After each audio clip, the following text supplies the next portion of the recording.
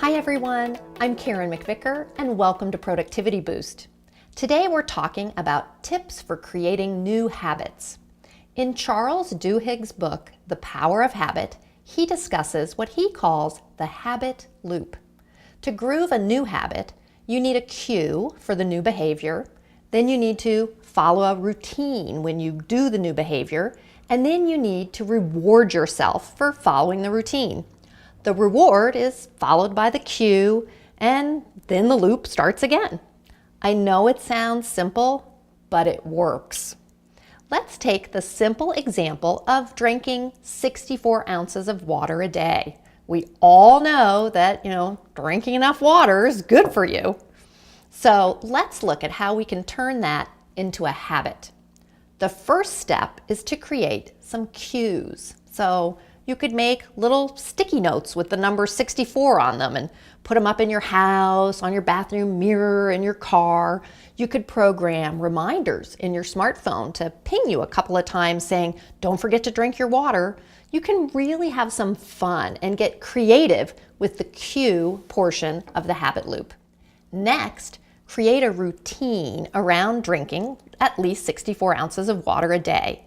For example, I have a 24-ounce water bottle. I really like it. And I know if I fill it up 3 times and finish it, that's 72 ounces of water. It's a very repeatable routine.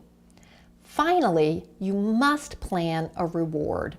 Now, it's really hard to give examples of rewards because they're just so personal, but it should be something that, feels like a treat to you. Rewards don't need to be big or expensive, but they need to be something that feels special and that you really enjoy. Personally, I love making a nice cup of hot tea in the afternoon, so I try to meet my water goal and then reward myself with a cup of tea around 3:30 in the afternoon. That actually feels like a treat to me. Weekly or monthly rewards, might be bigger, but you need to come up with a list of 2 or 3 ways you can treat yourself for following a new routine. The reward part of the habit loop is the part most people, including me, tend to want to leave out. We think we should just be able to do the right thing because we're smart enough and we have enough willpower.